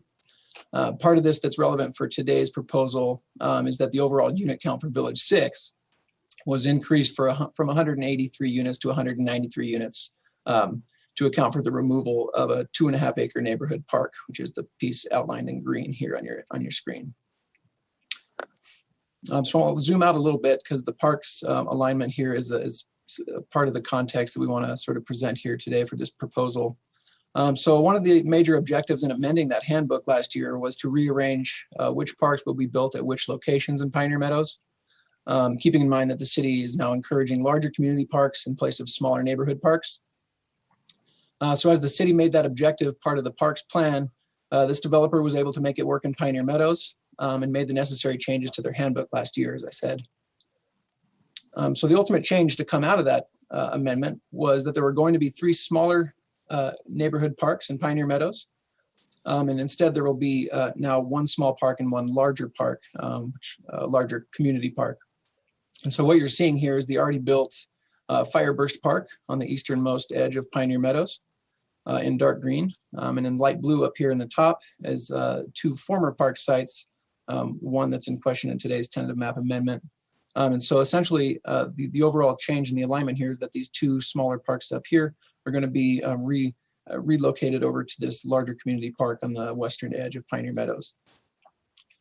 So I'll zoom back out to draw your attention to this, zoom back in, excuse me, to draw your attention to this park here and the tentative map in question. So by rearranging those park sites, the developer was left with enough space to add 10 residential lots to this site. So this new unit count was approved in the amended handbook last year. And so the developer was able to amend the final map after the fact for Village 6 in order to add those 10 lots to that site. Normally, of course, the city approves a tentative map before a final map, but the site in question is unique because these 10 lots have been recorded on that site through the final map. So now the tentative map has to be amended in order to reflect that change. So with that particular order of operations, essentially, there's 2 scenarios that can result. The first being that without a tentative map amendment, the 10 lots added to Village 6 would have to be accounted for in future development by potentially removing 10 lots from a future tentative map in Pioneer Meadows in order for them to keep within the maximum number of units approved. And the second option being to amend the tentative map to bring it into conformance with the changes made to Village 6, and that's the proposal before you today. So with that background in mind, with the realignment of the parks, the addition of 10 lots to Village 6 overall to bring the tentative map for this village into conformance with the handbook, we do have to get 12 required findings on the record here today. So the first of those findings is finding T1, which requires conformance with the comprehensive plan. So if you'll bear with me just a little bit, this is essentially the wordiest slide in the whole deck here. We have to get these comp plan policies on the record here. So policy CC8 aims to achieve neighborhood diversity through the use of varying lot sizes, various orientations, mix of architectural styles, materials, and colors. Policy CF1 asks you to consider whether acceptable levels of service can be provided by the city. According to the studies conducted at the handbook approval and at the original tentative map, appropriate levels of city services can be provided to the site. Policy H1 asks you to consider whether the appropriate zoning, infrastructure plans, and facilities are in place, which they currently are. Policy C4 asks you to consider whether appropriate pedestrian systems are in place for residents. Based on existing tentative and final maps for Pioneer Meadows, those networks have been planned for appropriately. So finding T2 asks you to consider whether the development will conform with the city's street master plan. This was established at the handbook approval as well as tentative mapping stages for the Pioneer Meadows. Finding T3 asks you to consider responses from agencies that regulate environmental impacts. Those agencies provided no comments on the current request. However, the developer, as with any tentative map, is required to meet local, county, and state requirements in regards to environmental impacts. Finding T4 asks you to consider the availability of water at the site. The addition of 10 residential units will generate the demand for approximately 5 additional acre-feet of water per year. This water is provided by the Truckee Meadows Water Authority. Water rights are in place. Finding T5 asks that the same consideration be given to the availability of utilities to include sewer and storm drain capacities. The developers estimated that the addition of 10 residential units will generate the demand on the city's utility service at the rate of approximately 6,500 gallons per day. And the city has accounted for this demand in the handbook approval stage and in the original tentative map. Finding T6 asks you to consider the availability of schools, police, transportation, and parks. So the Washoe County School District provided us with comments that the additional 10 residential units would bring in 3 new elementary school students to Bow Hatch Elementary, as well as 1 new student to Sky Ranch Middle School and 1 new student at Spanish Springs High School. Sparks Police Department will provide service to the site. They expressed no concern with the current proposal. In regards to transportation, because the 10 additional units were within the anticipated unit count approved in the handbook, this traffic has been accounted for in the traffic study provided for the development. Ultimately, there will be no noticeable impact with the addition of these 10 units. And of course, we discussed parks earlier in a little bit of depth, but to sort of reiterate that for the record, the development overall does comply with the requirements for open space and parks to include the future development of a community park at the western edge of Pioneer Meadows to replace the small park being removed from the tentative map today. Finding T7 asks you to consider specifically impacts on public streets. As I pointed out in finding T6, the unit counts were approved as part of the handbook approval, which included a full traffic study. All impacts on public streets were accounted for in that data. Finding T8 addresses floodplain, slope, and soil. Each of these concerns were addressed in the handbook and in the original tentative map, but just again to state these details for the record, the site is predominantly flat, contains no slopes that would trigger any such development standards. And lastly, in regards to soil, the geotechnical data was approved by the city engineer at the time of the final map for the site. Now, the added 10 units will have no further impact on these. Finding T9 asks you to consider any other outside agency responses. Again, only the school district provided comments to inform the city of impacts on nearby schools. Finding T10 asks you to consider fire protection service. The site is within the city's 6-minute time frame for emergency response. The Sparks Fire Department will provide that service, and they express no concern with the current request. Finding T11 asks you to consider any other impacts identified by staff in their analysis of the proposal. As with many tentative maps, the only issues of concern are the maintenance of landscaping areas and the proposed architecture for the homes themselves. So as outlined in condition 13 of the staff report, staff requires the establishment of a landscaping maintenance association for Pioneer Meadows to maintain common areas throughout the development. As outlined in condition 8, architectural standards for the handbook are reviewed by staff as model house plans prior to the final map, and then verified for setbacks, fencing, and other development standards at the time of the application for a building permit. And so finally, finding T12 requires the public be notified of the item. The posting of today's agenda, as well as the posting of the agenda for the Planning Commission hearing of August 6th, serve to satisfy that requirement. The Planning Commission is forwarding a recommendation of approval, and I'll be glad to take your questions. Questions from the council? You have to speak up. I can't see you. No questions? I don't have a question, but I can make a motion when you're ready. I'm ready if you're ready. I move to approve an amendment to the tentative map for Pioneer Meadows Village 6, TM 080001, to add 10 lots, increasing the number of lots from 183 to 193 on a site approximately 44.69 acres in size, located in the PD Plan Development Pioneer Meadows zoning district, located at 7,000 Rolling Meadows Drive, Sparks, Nevada, adopting findings T1 through T12 and the facts supporting these findings as set forth in the staff report, and subject to conditions of approval 1 through 17. Looking for a second. Mr. Right. Mayor, I'll second. Thank you. Any further questions? Seeing none, all those in favor signify by saying aye. Aye. Aye. Opposed? Motion carries unanimously. Thank you. Thank you, Doctor, for that. Those are always long when you got to do 12 findings. 9.14, first reading, bill number 2777 to amend the final approved plan for the Legends at Sparks Marina, revising sign standards for movie theaters and other matters related thereto on a site approximately 148 acres in size, generally located north of I-80 and south of Prater and west of Sparks Boulevard in Sparks, Nevada. New urban district planning. That's probably enough. First reading.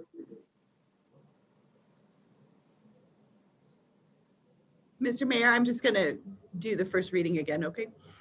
Thank So you. this is the first reading of bill number 2777 to amend the final approved plan for the Legends at Sparks Marina, revising sign standards for movie theaters and other matters related thereto, for a site approximately 148 acres in size, generally located north of I-80, south of Prater Way, and west of Sparks Boulevard, Sparks, Nevada, in the NUD New Urban District, Legends at Sparks Marina Zoning District, PCN 20-0025/PD20-0005. A public hearing will be held and bill number 2777 will be acted upon at the regular meeting of the Sparks City Council on Monday, September 28th, 2020 at 2 p.m. Okay, thank you. All right, moving on to item 11, planning and zoning public hearings and action items. We have a public hearing, discussion of possible certification of a comprehensive plan amendment to the change in the comprehensive land use designation for approximately 13.81 acres of the intermediate density residential IDR and approximately 15 acres of commercial to 28.81 acres of multifamily residential MF14 on a site size 28.81 acres in size with a larger parcel of 386.87 acres and generally located at 555 Highlands Ranch Parkway, Nevada. Sienna is going to present today. Yes, thank you, Mr. Mayor and members of the council. Just want to make sure before I get going that you can see the PowerPoint before you today. Yes, we can. Okay, perfect. Okay, so this presentation is actually covering 2 agenda items. Both are requested by Five Ridges. The first item, which is 11.1, seeks certification of the comprehensive plan land use amendment. And then the second item, agenda item 11.2, is an associated rezoning request. As you know, the Five Bridges project site is located northwest of the intersection of Pyramid Way and Highland Ranch Parkway. At this point in time, it consists of one parcel, almost 387 acres in size. And you can see that parcel outlined here on this slide in red. The comprehensive plan land use amendment and rezoning requests apply to only 28.81 acres located within this larger parcel. So really a relatively small proportion of the overall Five Bridges project site. A little bit of background here, even though you're likely all very familiar with it. The development of the site shown on the previous slide for mostly residential purposes was initially approved about 2 years ago in July of 2018. And that occurred with the approval of various entitlement requests. The development agreement approved at that time permitted a minimum of 1,200 and a maximum of 1,800 dwelling units within the project area, as well as commercial or multifamily development along Highland Ranch Parkway. The first amendment to the development agreement was approved in February of this year. Modifications resulted from further analysis of the site and the land and infrastructure plans by the master developer, but importantly did not change the permitted number of residential units. At this time, the master developer is seeking to develop townhome units and has submitted today's request to enable that housing product. No amendment of the development agreement is needed for entitlements to develop duplex or townhome uses, provided that the total number of dwelling units complies with the permitted units in the development agreement, and these requests do comply. All right, so for the comprehensive plan land use amendment, both existing and proposed designations are shown on this slide. You have the Greater Five Bridges project site again here outlined in red. As you can see on the left-hand portion of the slide, most of the Five Bridges project area has an intermediate density residential land use, and that is this beige area. Just these 15 acres north of Highland Ranch Parkway, shown here in orange, are designated commercial. The amendment before you today proposes the multifamily residential 14 or MF14 land use designation, which is shown in the blue-green color on the right-hand portion of this slide for two areas. Both the 15 acres located directly to the north of Highland Ranch Parkway that are currently designated commercial, and 13.81 acres generally within the center of the Five Bridges project site would be changed to that MF14 land use designation. And should the comprehensive plan land use amendment be certified, what we'd have is a total of 28.81 acres that would be designated MF14, with the remainder of the project site retaining that existing intermediate density residential or IDR land use designation. And ultimately, the entire Five Bridges site would have residential designations. The associated rezoning request applies to those same two areas shown on the previous slide. Focusing here just on the right-hand portion of the slide, the 15 acres adjacent to Highland Ranch Parkway that are currently zone C2, and the 13.81 acres zoned SF6, generally within the center of the Five Bridges project site, would each be rezoned to the MF2 zoning district. And that zoning district supports a maximum of 14 dwelling units per acre and allows for a wider range of residential uses compared to the city's single family zoning districts. This slide gives the council a general sense of the comprehensive plan land use amendment and rezoning requests in relation to the conceptual land plan for Five Bridges that you've seen when you've considered the development agreement in the past. The 15-acre portion of the site just to the north of Highland Ranch Parkway is generally located within Five Bridges Village 1. And then that 13.81 acre portion of the site within the center of Five Bridges is within Village 5. All right, so that's going to wrap up the visual maps and the overview of the request. These next few slides briefly go through the applicable review criteria and highlight how they're satisfied. The Planning Commission does recommend council certify the comprehensive plan amendment and adopt the rezoning ordinance. Just for the sake of brevity, the findings for both the comprehensive plan land use amendment and rezoning requests are grouped by topic. And so those topics include conformance and consistency, compatibility, and public notice. Conformance and consistency findings, which you can see starting on this slide, address conformance with the Truckee Meadows Regional Plan, as well as consistency with the City of Sparks Comprehensive Plan. This slide is looking just at finding CP1, which requires conformance with land use and intensity designations in the regional plan, just for the comprehensive plan land use change. For regional land use, the entire Five Ridges project site is located in Tier 2.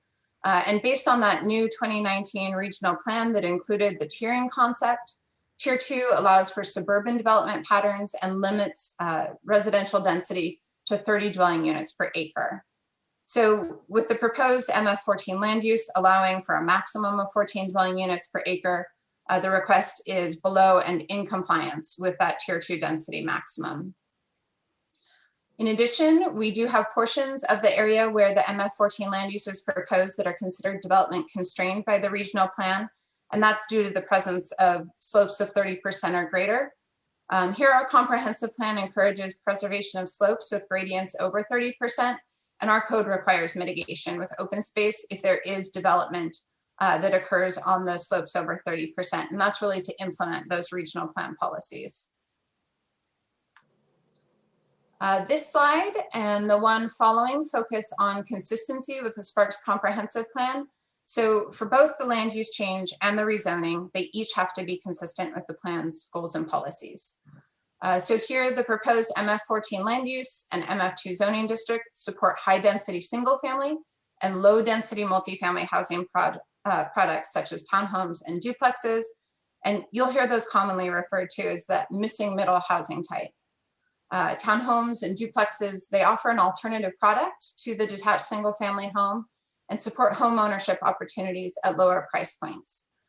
So noting this, the proposed requests further not only goal H2, but policies CF8 and H2 that collectively encourage housing type diversity throughout the city. The proposed requests would remove the opportunity for a wide range of commercial uses to establish at the entrance of the Five Ridges project site. However, we have future commercial use opportunities in close proximity. We have commercial designated lands located on the south side of Highland Ranch Parkway and within the Kiley Ranch North Planned Unit development on both the west and east sides of Pyramid Way.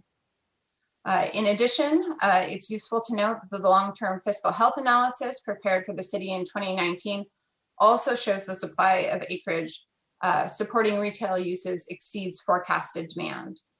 So noting that, the proposed request would not adversely impact the supply of land for commercial uses and comply with policy MG4 regarding an adequate supply of land for employment generating uses. Steep slopes, as mentioned, are present within the Five Ridges project site and on portions of the site where the land use and rezoning requests are proposed. Here again, not only does our comprehensive plan encourage the preservation of steep slopes and other unique geological features, but our code limits the amount of land area that can be disturbed as slope increases. In addition, we also have the development agreement in place that requires compliance with these regulations for naturally occurring slopes and limits the total area of disturbance on the Five Ridges project site. The requests are also consistent with comprehensive plan goals and policies related to public service provision at acceptable levels. So for ongoing services, an updated fiscal impact analysis was provided. It assumed 1,220 residential units, no commercial space, and an expanded roadway network due to that shift away from commercial.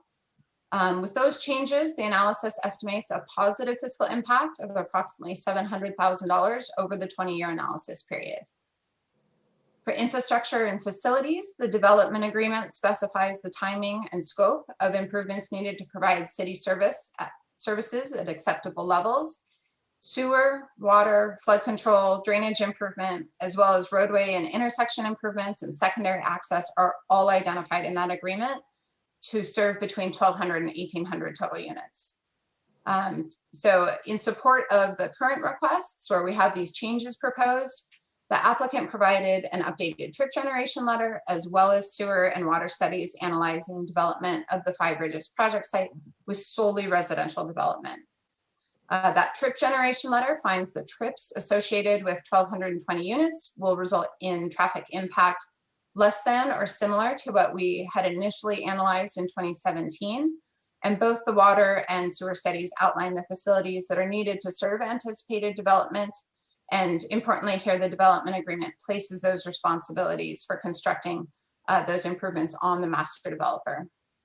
So with the agreement in place, the updated fiscal impact analysis, the requests comply with policies MG5 and CF1 that address the fiscal implications to provide public services at acceptable levels. Moving on here with this slide to compatibility, the findings each focus on compatibility with surrounding land uses, finding CP3 for the comprehensive plan land use change, and finding Z2 for the rezoning. For the requests associated with the 15 acres north of Highland Ranch, the proposed land use and zoning would serve as a transition between residential lands in the Five Ridges project site and commercial lands that we have both to the east of the site and then also on the south side of Highland Ranch Parkway. For the request located in the center of the Five Ridges project site, the proposed land use and zoning supports more varied housing types, such as townhomes, duplexes, but at a density range that's only moderately denser than surrounding residential lands that have that IDR designation and SF6, zoning. Here, single family, duplexes, and multifamily building uses permitted in the proposed MF2 zone can develop at a maximum density of 14 units per acre. And that density is compatible adjacent to single family uses in the SF6 zone, which is the city's highest density single family zone, allowing 7.3 units per acre. And lastly, here we have findings CP4 and Z3, each requiring public notice be given as required by state law and code. For both requests, the Planning Commission and City Council meetings function as public hearings. For public notice on the comprehensive plan amendment, that was published in the Reno Gazette Journal, and mailed notices for a neighborhood meeting were provided to all property owners at a minimum within 750 feet of the site. That neighborhood meeting was conducted by the applicant's representative on June 8th. And 9 people attended that meeting. Those that did attend expressed concern about development of the greater Five Ridges project area, including development of homes on the ridgelines in a manner that would be visible from properties to the north, overall traffic impacts, and impacts to groundwater due to municipal wells. For the rezoning, we have mailed notice that was provided again at a minimum to all property owners within 750 feet of subject properties. And the public notice was also published in the Reno Gazette Journal. So as I previously mentioned, the Planning Commission recommends council certify the comprehensive plan amendment and adopt the rezoning ordinance. A separate action is, however, needed for both of those items. With that, I'll conclude this presentation and be available for questions if needed. I do also want to note I have recommended motions on some following slides, but that may not be necessary. Okay, questions from the council before we go to public hearing? All right, seeing none, we're called to open this up to the public hearing. Madam Clerk, do we have anybody in the public wishing to speak at this time? If there is anybody that wishes to provide public comment on item 11.1, please dial *9 to raise your hand or press the raise your hand button on your Zoom app. We'll give them just a moment, Mr. Mayor.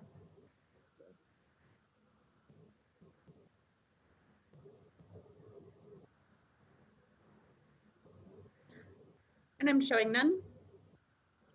Okay, well, let's bring it back to the council. Any questions or I'm looking for a motion? Mr. Dare? Yeah.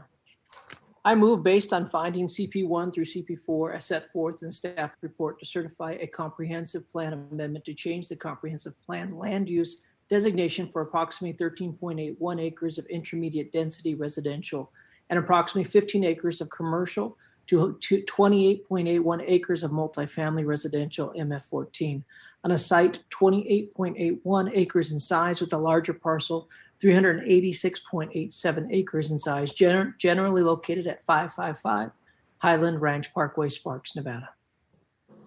Okay, looking for a second. Second by Ms. Spivey. Any further discussion?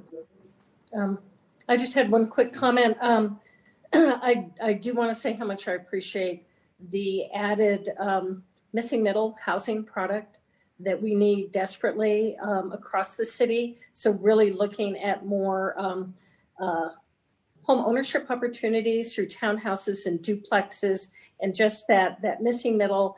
And I know this is not a lot of units, but it's a start. So I would greatly encourage hopefully more of that to come, but I appreciate the developer adding that because it's so needed. And I support the motion also. Thank you.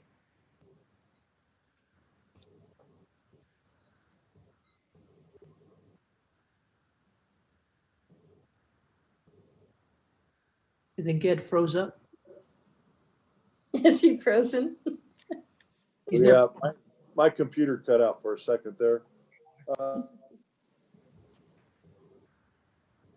I'm assuming we're good to go.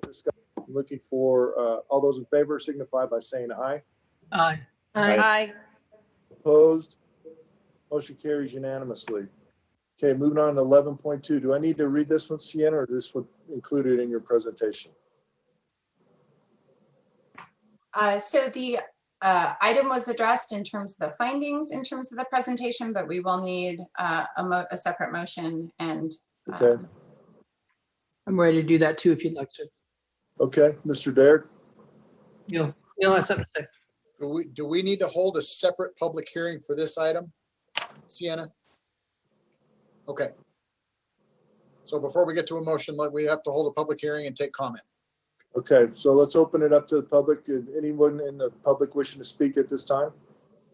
If anybody is wishing to provide public comment on item 11.2, please dial *9 from your telephone to raise your hand or choose the raise your hand button on your Zoom app.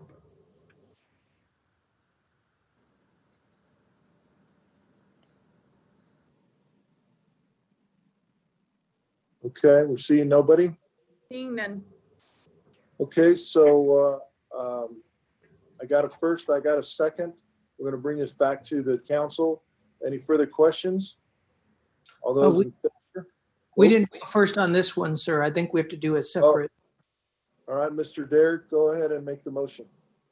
I move based on finding Z1 through Z3 as set forth in the staff report to adopt bill number 2776 to rezone real property approximately 28.1 acres in size with a larger parcel, 386.87 acres in size, generally located at 555 Highland Ranch Parkway from approximately 15 acres of C2 and 13.1 acres of SF6, single-family residential 6,000 square foot lots to MF2, multifamily residential.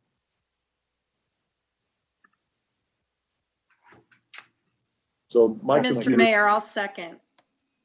Okay. Got a first by Mr. Dare, second by Ms. Vanderwell. All those in favor signify by saying aye. Aye. Aye. Opposed? Motion carries unanimously. I apologize. My computer keeps cutting in and out here. All right, let's move on to item 12.1, comments from the public. Madam Clerk, do we have any comments from the public? If anybody is wishing to make public comment, please press *9 from your telephone or choose the raise your hand button on your Zoom app. We'll give them just one moment. Okay.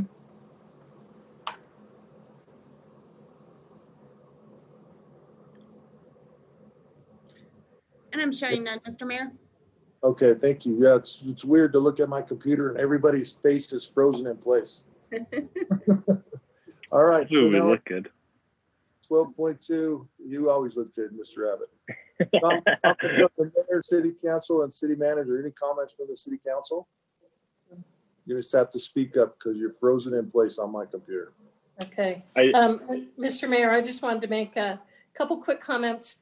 We talked earlier about the renter mediation, and our communication director, Julie Dool, has recorded a couple videos people can find on the City of Sparks website with that information, both in English and in Spanish. And the website that I just checked, and it's up and running, with applications already for tenants and for renters is nncepp.com. So for anybody that doesn't want to go search, just go online, you can find that.